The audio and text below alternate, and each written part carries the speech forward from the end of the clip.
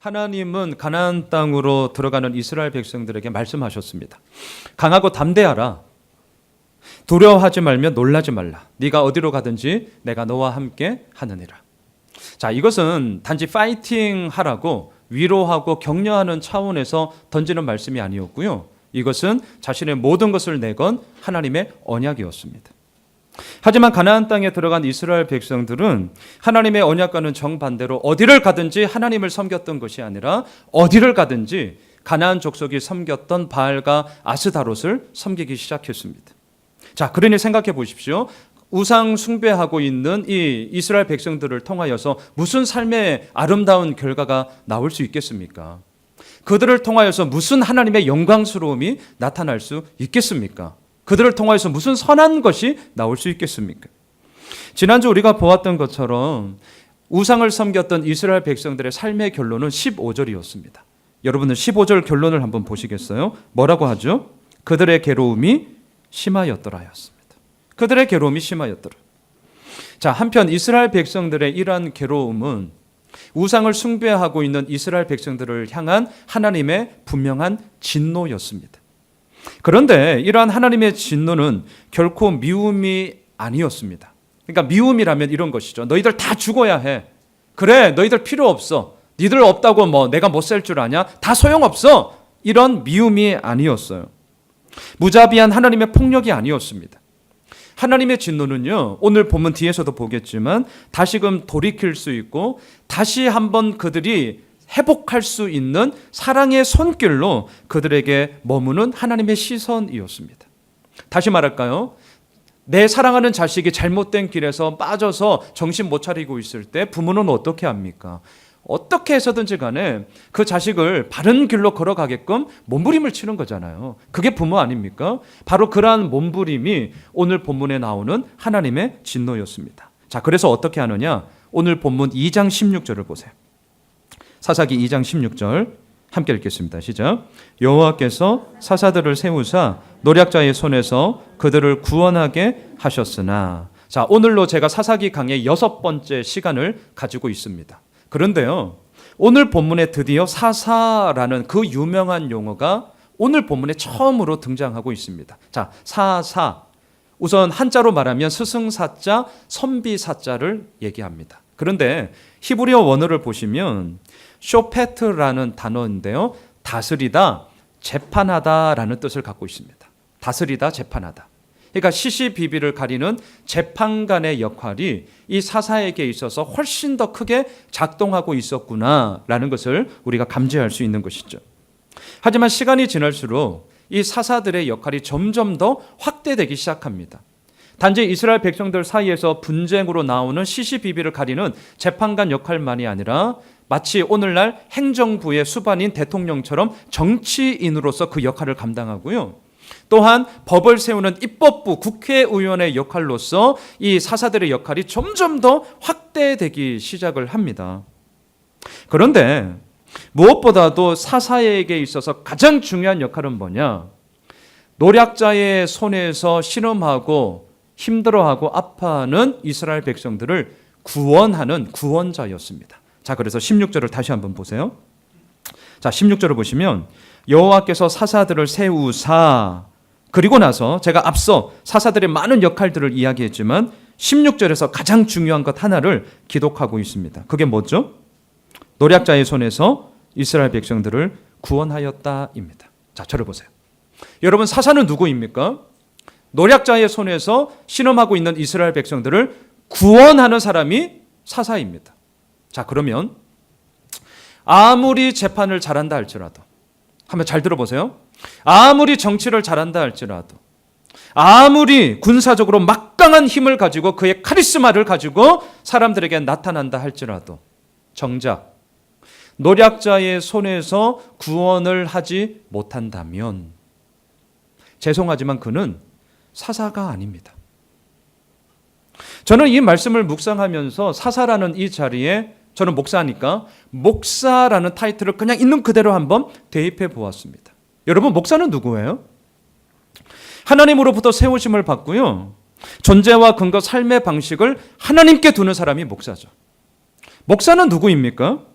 하나님의 이름에 능력이 있고 하나님의 그 영광스러움을 오늘을 살아가고 있는 모든 사람들에게 바로 이것입니다 라고 증거하는 사람이 목사예요. 목사는 도대체 누구예요? 우리의 진짜 왕이신 하나님께 우리 모두가 바로 서 있는가? 우리가 살고 있는 이 오늘의 이 땅 가운데 정치, 경제, 사회, 문화, 교육, 예술 그 어느 것 할 것 없이 하나님이 보시기에 바른 시스템으로 돌아가고 있는가? 계속해서 묻고요.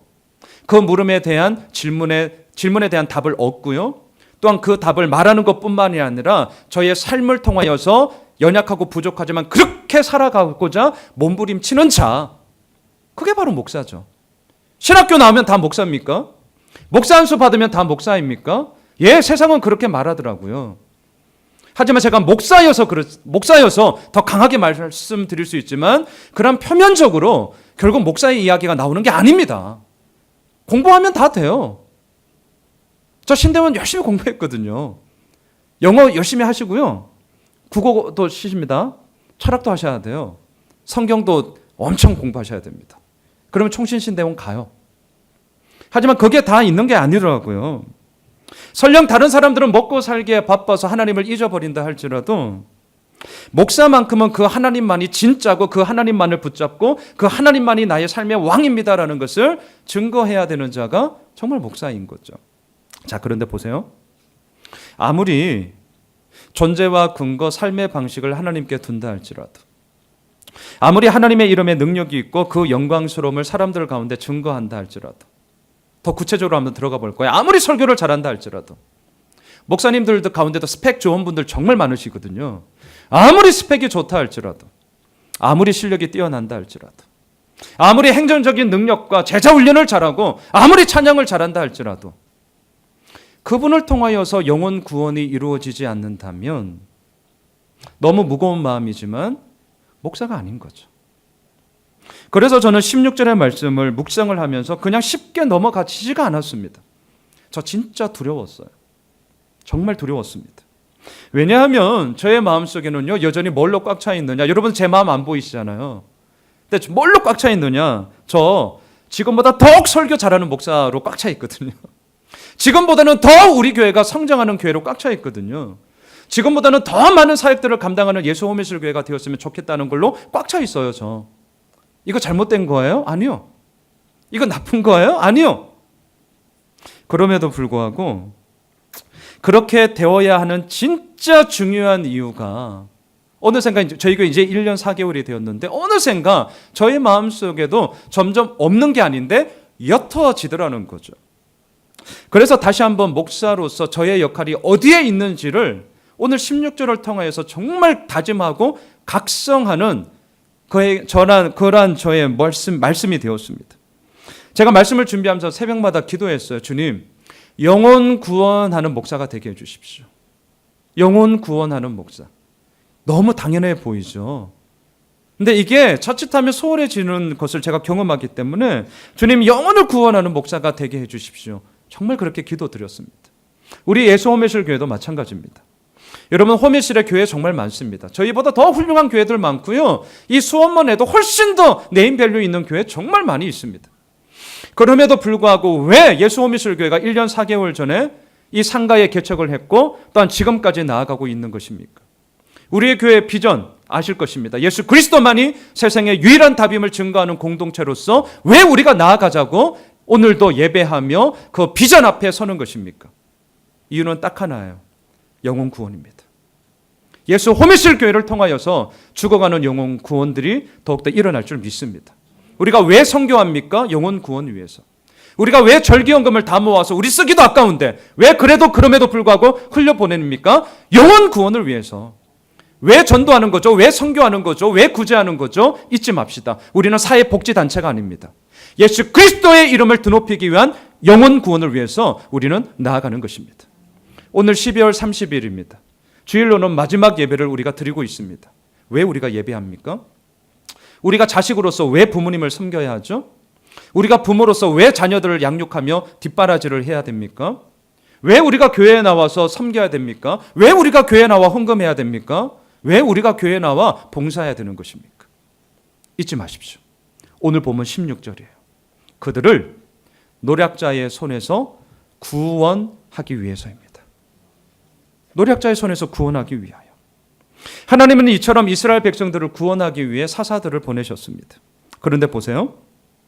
사사들을 세우실 때 어떠한 기준으로 사사를 세웠는지, 또한 그들이 갖춘 소양이나 덕목이 뭔지, 오늘날로 말하면 도대체 이 사사들은 어떤 빵빵한 스펙을 갖추고 있었길래 하나님께서 이들을 뽑았냐는 거죠. 우리 그런데 관심 참 많잖아요. 도대체 뭘 그렇게 구비했길래 이 사람들은 사사로 뽑히고 나머지 많은 사람들은 사사가 아닌 그냥 일반 평민으로 살아가느냐, 이건 뭐냐, 이런 거에 우리 관심 참 많거든요. 그런데 오늘 본문을 보시면 어떠한 조건도 제시되어 있지 않습니다. 여러분 16절을 다시 한번 보세요. 어떻게 시작합니까? 다짜고짜 여호와께서 사사들을 세우사, 이렇게 시작합니다. 자, 여러분, 여기에 사사기의 말씀이 우리에게 전하고자 하는 아주 중요한 메시지가 담겨져 있습니다. 이런 거예요.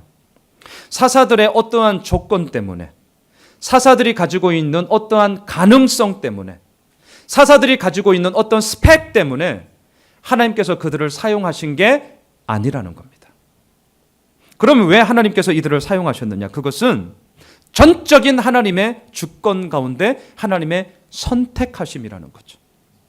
다시 말할까요? 하나님은 철저하게 당신의 선한 뜻대로 사사들을 선택하셨고 사사들을 통하여 죽어가는 이스라엘 백성들을 구원하신 것입니다. 구원을 이루게 된 것은 사사들의 용맹함이나 사사들의 뛰어남 때문이 아니라 하나님의 위대하심과 하나님의 강함 때문에 이 죽어가는 영혼들이 살아난 줄 믿습니다. 모든 주도권이 다 하나님께 있다, 하나님의 절대 주권을 강력하게 선포하는 것이 오늘 본문 16절이에요. 여러분, 그냥 16절을 그냥 흘려보내시면 안 됩니다. 자, 그렇다면 하나님께서 이처럼 사사들을 통하여 노략자의 손에서 그들을 구원하셨다면 이 구원의 선물을 받은 이스라엘 백성들의 반응은 뭐가 되어야 하죠? 자, 이 선물을 받았어요. 여러분, 선물 받으시면 어떻습니까? 고맙습니다, 감사합니다 가 되어야 되잖아요. 이스라엘 백성들도 마찬가지예요. 자기들이 뭐 한 게 아니거든요. 소위 자신들의 인풋이 있어서 그 결과로 아웃풋이 나오는 구원의 결과를 얻은 것이 아니라 이들은 한 게 아무것도 없습니다. 말씀을 지킨 것도 아닙니다. 그럼에도 불구하고 하나님은 그들에게 구원을 허락하여 주셨어요. 왜요? 당신의 선한 뜻대로 그렇게 하나님께서 결정하시고 하나님께서 그렇게 이루어 나가셨기 때문입니다. 자, 그렇다면 이스라엘 백성들의 반응은 딱 하나밖에 없습니다. 고맙습니다. 와, 감사합니다, 하나님. 와, 저 같은 인간들을 어떻게 그 은혜로 나를 이렇게 삼아주셨나요? 너무 고마워요, 주님. 이것밖에 없잖아요. 그런데 16절을 보시겠어요? 16절 마지막을 보세요. 말씀을 묵상하면서 제 마음에 정말 개운치가 않았습니다. 자, 16절 끝을 보시면 어떻게 끝나죠? 그들을 구원하게 하셨으나. 자, 하셨으나 무슨 말이죠? 하나님의 구원이 그들에게 이루어졌다니까요. 하나님의 생명이 사사들을 통해서 그들에게 이루어졌습니다. 여기서 마침표를 딱 찍어야 돼요. 근데 그 다음 접속사가 뭐예요? 그러므로 이게 아니라 그러나 하나님이 그들을 구원은 하셨으나, 지금 제 뉘앙스가 느껴지세요? 하나님이 그들을 살려는 주셨으나 그 뒤에 뭐가 있습니까? 그러나가 붙는 거예요. 왜 이런 꼬리표가 붙는 거죠? 17절을 보세요. 오늘 보면 17절. 그 이유가 나타납니다. 자, 17절 읽겠습니다. 시작. 그들이 그 사사들에게도 순종하지 아니하고 오히려 다른 신들을 따라가 음행하며 그들에게 절하고 여호와의 명령을 순종하던 그들의 조상들이 행하던 길에서 속히 치우쳐 떠나서 그와 같이 행하지 아니하였더라. 여러분, 아주 충격적이고 도발적인 이미지가 오늘 본문 17절에 한 단어로 딱 나타납니다. 음행이에요. 음행. 하나님을 섬기지 않으면, 하나님이 보낸 사사들을 순종하지 않으면 그 자리에 남는 것은 무엇인 줄 아십니까? 음행을 하게 됩니다. 이게 오늘 본문 17절이에요. 음행이 뭐죠? 제가 오늘 설교 나눔지에도 주보에도 다 적어 놓았는데 한번 보세요. 음행이란 이겁니다. 통제불능의 삶에서 진정한 기쁨, 진정한 사랑, 진정한 평안을 얻지 못하면서도 자기 자신을 아무에게나 다 내어주는 게 음행이에요. 그렇죠. 그리고 그리함으로 말미암아 자신은 어떻게 되죠? 더 망가지는 악순환의 고리가 바로 음행입니다. 우리가 지난주 보았지만 이스라엘 백성들이 바알과 아스다롯을 왜 섬겼습니까? 더 잘 먹고 더 잘 살려고요. 오늘보다는 더 많은 것을 가진 내일을 꿈꾸었기 때문에, 또한 오늘보다는 더 많은 것들을 누리면서 떵떵거리며 살고 싶은 인간의 욕망과 자기 탐욕 때문에 이들은 가나안 땅에 들어가자마자 가나안 족속들이 섬기던 바알과 아스다롯을 섬겼습니다. 내일을 더 기대했기 때문이죠. 그런데 우리는 알고 있습니다. 이건 어디까지나 자기들의 착각이었습니다. 여러분, 착각에 빠지시면 안 됩니다. 하나님이 보시기에 우상 숭배는, 잊지 마십시오, 오늘 본문 17절에서 정확하게 얘기하십니다. 우상 숭배는 곧 음행이다. 우상 숭배는 음행이에요. 왜 음행이죠? 하나님의 질서가 사라진 영적 무질서, 하나님의 질서가 사라진 영적 혼탁함 속에서 진정한 기쁨을 얻고자 하잖아요. 진정한 평안을 얻고자 하잖아요. 진정한 사랑을 얻고자 하죠. 그래서 어떻게 합니까? 우상에게 자기를 그냥 다 내줘. 아무에게나 다 자신의 몸을 다 내어줘. 왜요? 진정한 평안, 진정한 사랑, 진정한 기쁨이 바로 거기에 있는 줄 착각했기 때문에. 하지만 우리는 알아야 합니다. 그것은요, 자신을 더 온전함으로 세워나가는 축복의 길이 아니라 더 망가뜨리는 패망의 길입니다. 그래서 오늘 본문 17절에서 하나님은 말씀하세요. 우상 숭배하고 있는 너희들은 음행한 자야. 하나님은 정확하십니다. 좋은 게 좋은 거 아닙니다. 옳은 게 좋은 겁니다. 하나님은 정확하세요. 여러분, 잊지 맙시다. 우상 숭배의 결과는 15절이었습니다. 그들의 괴로움이 더하였더라. 이것 외에 딴 게 없습니다. 그렇기 때문에 오늘 하나님께서 우리에게 원하시는 것은 무엇이냐? 저는 이렇게 정리하고 싶어요.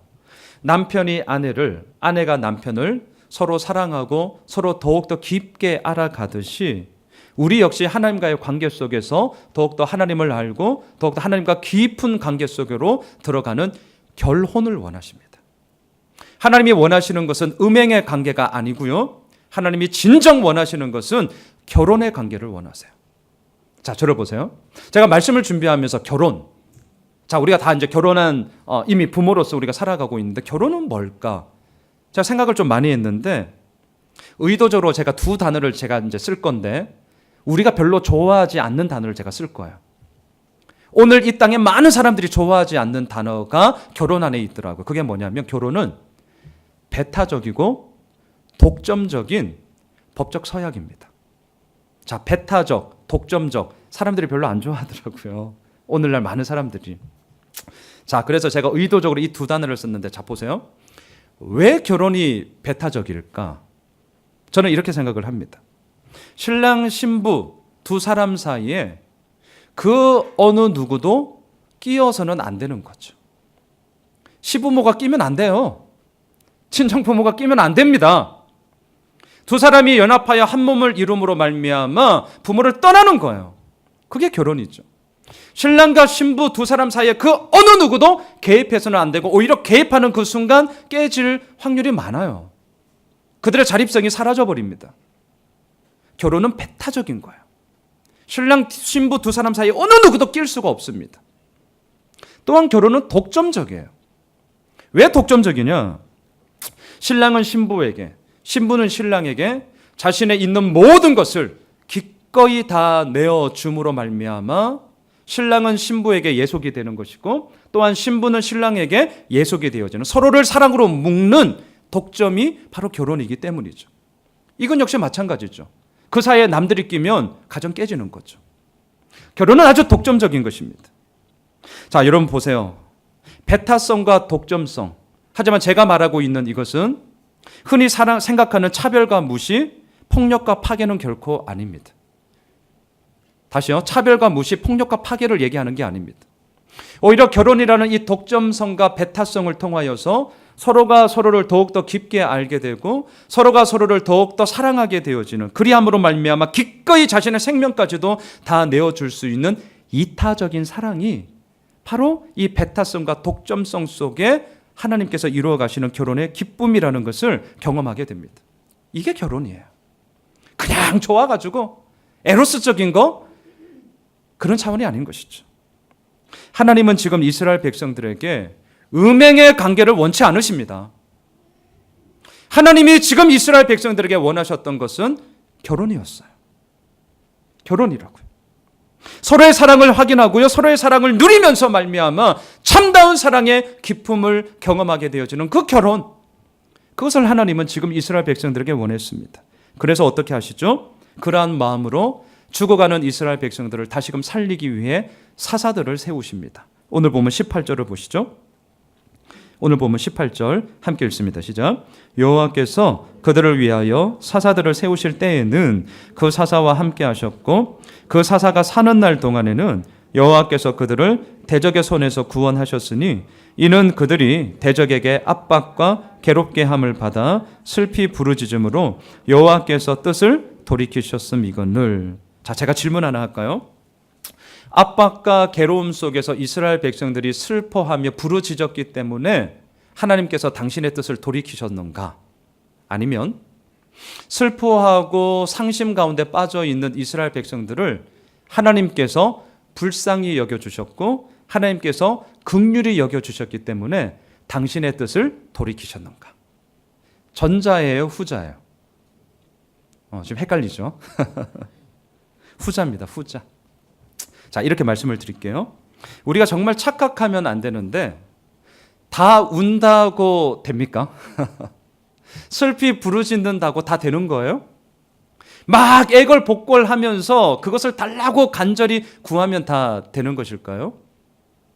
될 때도 있고 안 될 때도 있어요. 될 때도 있고 안 될 때도 있어요.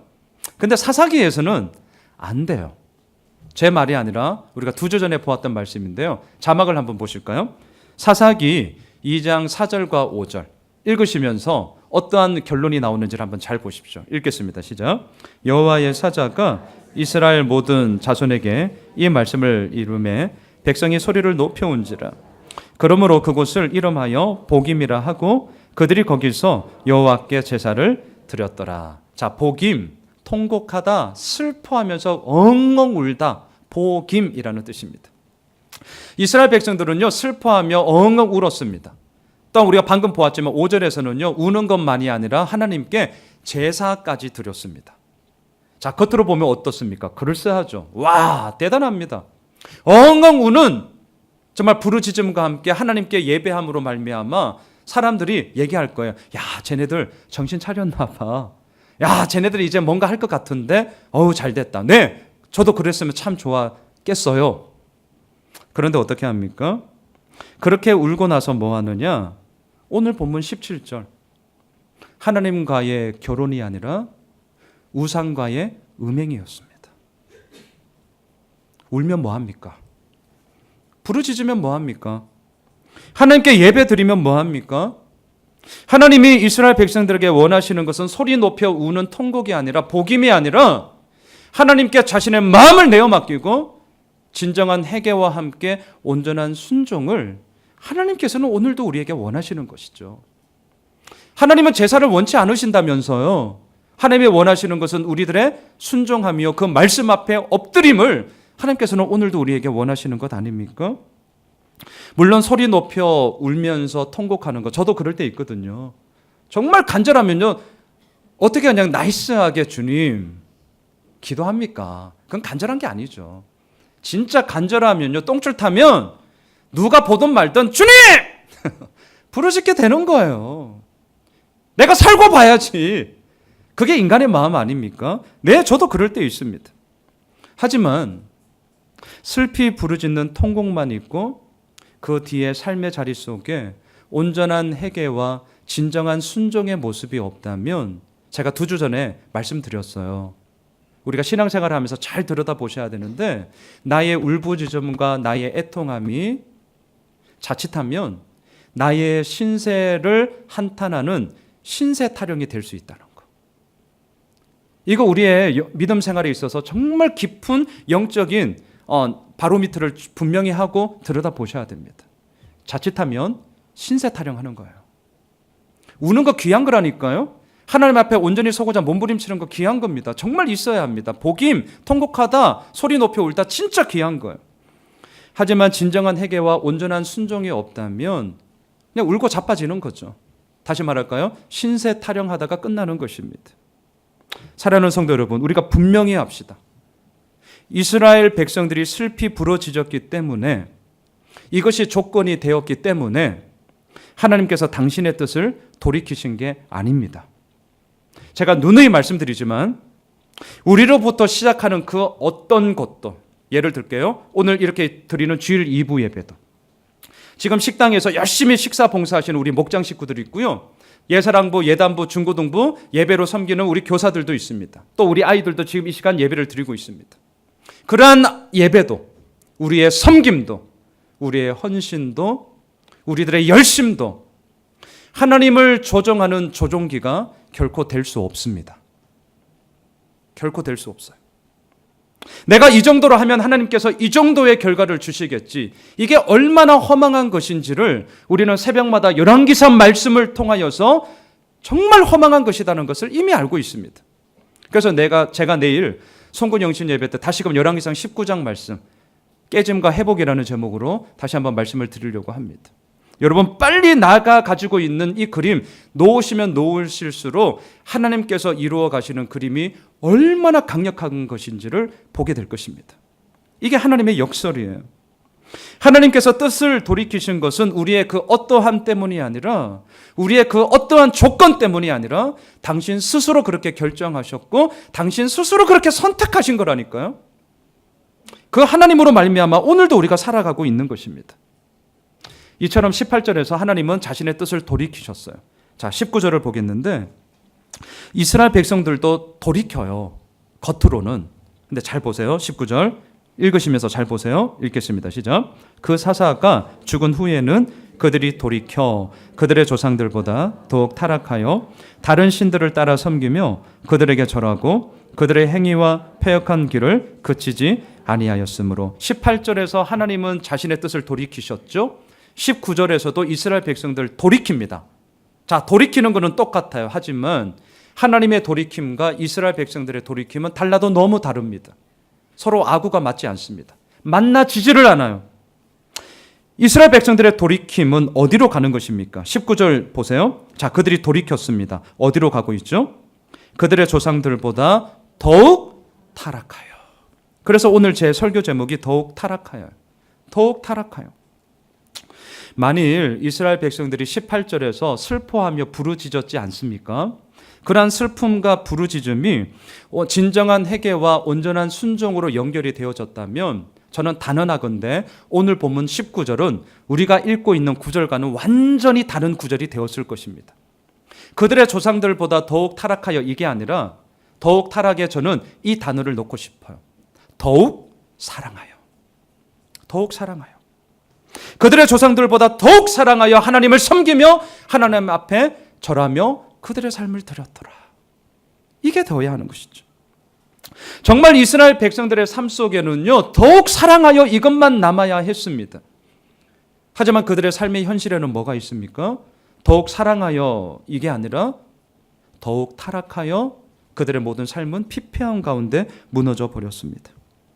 저는 오늘 설교를 준비하면서요, 제 마음속에 계속해서 울려 퍼졌던 하나의 찬양이 있어요. 그게 바로 찬송가 314장 내 구주 예수를 더욱 사랑이었습니다. 그래서 앞서 우리가 예배 때 제가 찬양하고 싶었어요. 그래서 선곡을 했습니다.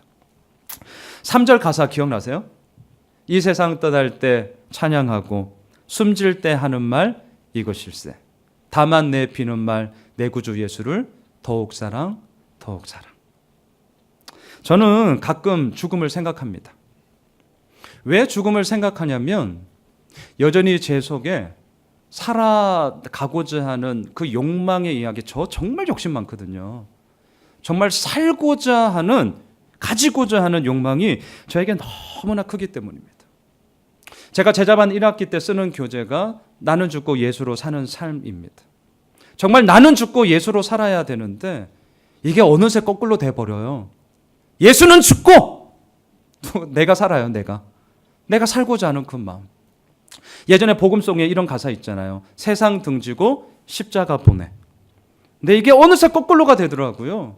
십자가 딱 등지고 세상의 화려한 영광을 볼 때 저의 마음에 혹함이 저 있습니다.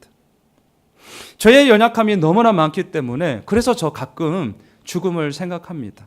왜요? 모든 것을 다 내려놓고 하나님께로 가는 시간이잖아요. 제가 목회를 하면서 장례 정말 많이 집례를 했거든요. 그때 제가 종종 사용하는 말씀, 요한계시록 14장 13절, 아마 우리가 다 알고 있는 말씀, 주 안에서 죽는 자들은 복이 있도다. 제가 이 처음 사역을 하면서 이 말씀은 그냥 장례를 하기 위해서 장례에 맞는 말씀이니까 제가 썼는데요. 한 4, 5년 전부터 제가 깨닫기 시작했어요. 뭘 깨달았냐면 이 말씀은 말이 안 되는 말씀이다. 자, 세상적인 기준으로 한번 잘 보세요. 주 안에서 죽는 자, 죽음의 이야기예요. 죽음의 이야기를 하는데 그 뒤에 딱 먼저 만나는 단어가 뭐예요? 복이 있도다. 여러분 지금 초상집에 가셔서 아이고 복 받으셨네요 이렇게 웃는다니까요. 이것은 웃음이 아니라 이건 비웃음이고 저 인간 저 정신 제대로 된 정신 가지고 이렇게 반응하죠. 이게 당연한 거예요. 여러분 죽음 앞에서 우리 울어야죠. 저 웁니다. 울어야죠. 슬퍼해야죠. 함께 통회하고 함께 그냥 꽉 손 붙잡고 그냥 우는 거죠. 예, 그거 맞습니다. 그런데 하나님은요 거기에서 그치지 않더라는 거죠. 제가 이게 4, 5년 전에 그렇게 장례하면서 이 말씀 그렇게 설교는 많이 했는데 제 마음속에 딱 들어왔던 게 4, 5년 전에 잊을 수가 없어요. 와, 주 안에서 죽는 자들이 복이 있다? 어떻게 이 복을 얘기할 수 있을까? 이유는 딱 하나입니다. 이 땅에서의 죽음이 마지막이 아니라 하나님 나라로 이사가는 너무나 영광스러운 가정이기 때문인 것이죠. 그런 믿음의 눈이 우리들 가운데 있기 때문에 우리는 죽음 앞에서도 복을 이야기할 수 있는, 세상이 이해할 수 없는, 아니 세상이 감당할 수 없는 믿음의 사람이 된 줄 믿습니다. 예, 그래서 저 죽음을 생각합니다. 그러면 두렵고 쫄리거든요. 걱정, 염려 있으면 막 답답하잖아요. 소화제 먹어도 안 돼. 할명수 안 되더라고요. 잠도 안 와. 하지만 죽음을 딱 생각하면 맞아. 내가 뭘 그렇게 아둥바둥 살아가냐 하면서 제 마음에 서서히 풀리는 것을 저는 경험을 합니다. 뭔가를 이루려고 뭔가를 막 가지려고 아둥바둥 하다가도 제 욕심에 눈이 머는 것이 아니라 다시금 저의 시선과 저의 마음이 하나님으로 고정이 되어지는 바로 그 시간. 저 진짜 죽음을 가끔 생각합니다. 그러면서 하나 더. 내가 그러면 이 세상 떠날 때 마지막으로 뭘 남기고 갈까? 뭘 유언으로 얘기하고 갈까? 그래서 오늘 목장 모임 나눔지에도 제가 이 질문을 적었어요. 여러분들도 한번 생각해 보세요.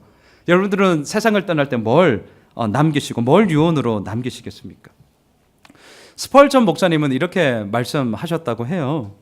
나는 좋으신 하나님과 함께 평생토록 행복한 세월을 살다가 하나님께로 갑니다. 자기 고백으로 마지막 유언을 남겼습니다.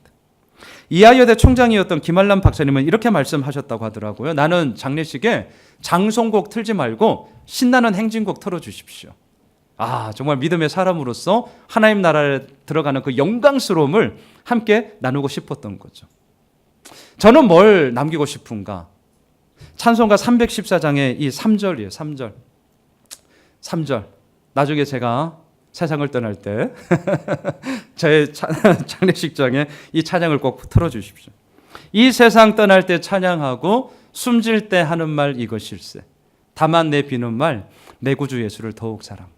저희 세 아들들에게 또한 그때 그 자리에 함께하고 있는 모든 믿음의 가족들에게 저는 딱 이 한마디 하고 싶습니다. 더욱 사랑. 예수 그리스도를 더욱 사랑. 사랑하는 성도 여러분, 오늘 본문의 이스라엘 백성들의 삶에도 더욱 사랑만 있어야 했습니다. 어디를 가든지 무엇을 하든지 하나님을 더욱 섬기고요, 하나님을 더욱 예배하고 하나님만을 더욱 사랑해야 했습니다. 하지만 현실은 어떻습니까? 더욱 사랑이 아니라 더욱 타락하여 음행의 길, 패역한 길을 그치지 않았습니다. 자, 그러자 하나님의 반응을 한번 보실까요? 하나님이 진노하시는데 21절, 22절을 보세요.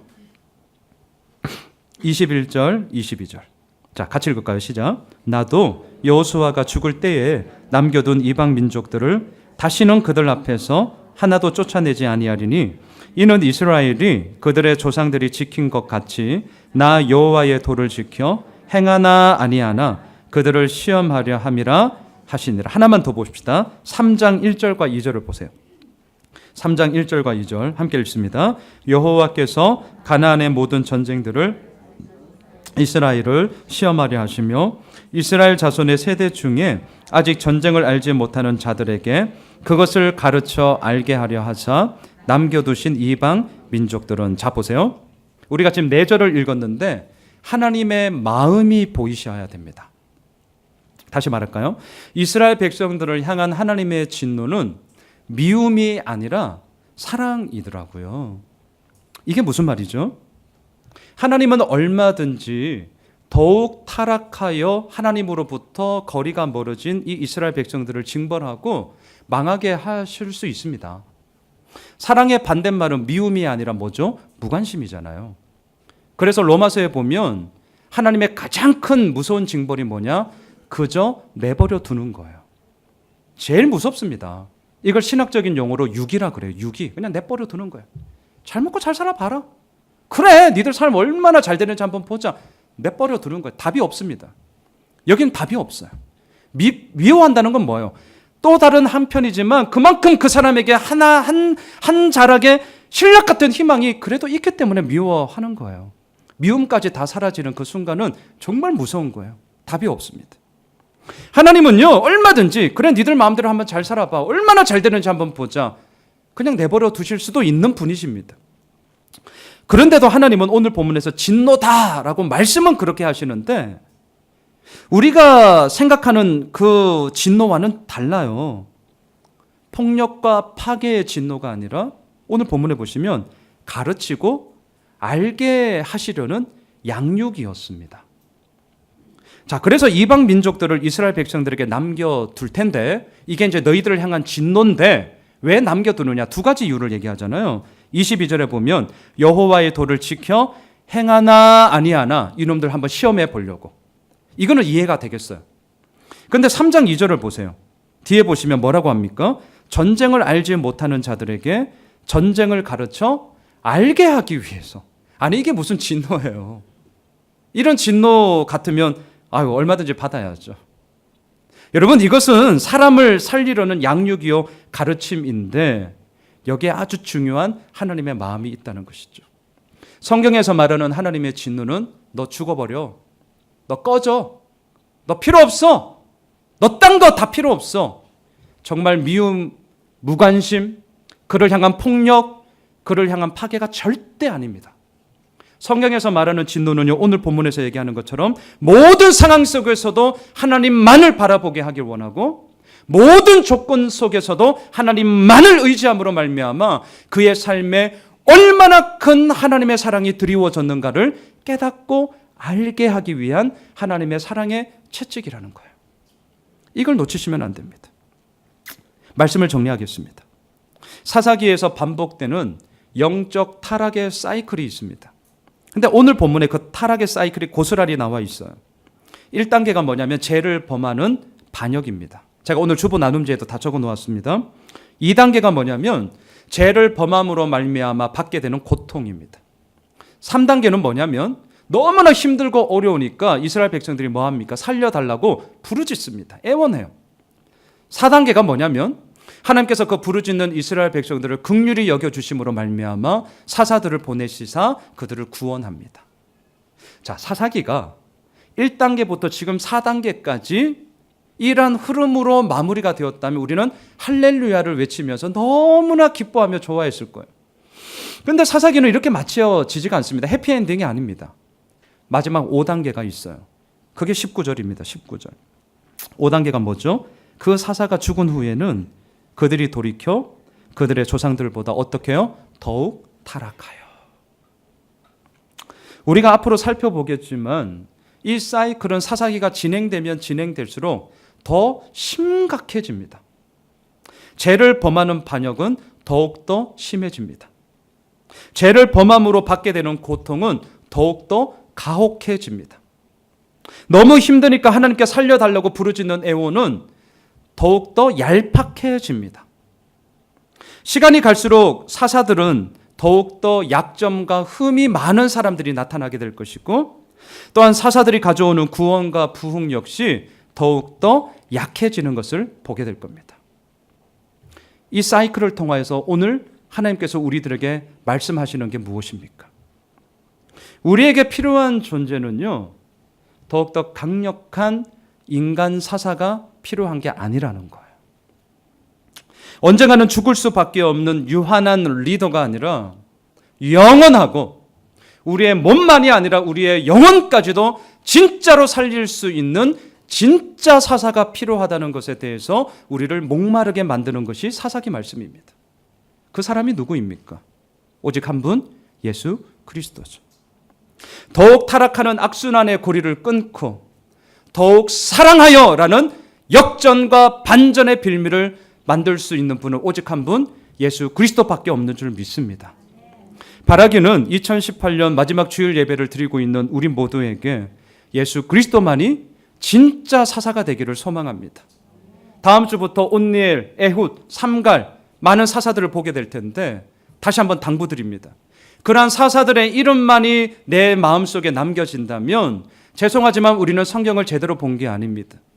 진짜 남겨져야 되는 것은 무엇인 줄 아십니까? 온니엘, 에훗, 삼갈 몰라도 돼요. 하지만 하나님만이 우리들의 진짜 왕이요, 예수 그리스도만이 우리의 진짜 사사구나 라는 느낌표와 마침표가 사사기를 통하여서 우리들의 마음에 찍어진다면 하나님은 반드시 당신의 놀라운 일들을 통하여 더욱 사랑의 길을 우리로 하여금 마음껏 걸어가게 하실 줄 믿습니다. 바라기는 오늘 예배를 통하여 다시 한번 다짐하고요, 내일이 아니죠, 다음 주 우리가 새로운 한 해를 준비하는 그 모든 첫 예배를 통하여 주님 앞에 기쁨이 되어지는 우리 모든 예수 호매실의 가족들이 되시길 주님의 이름으로 축원합니다.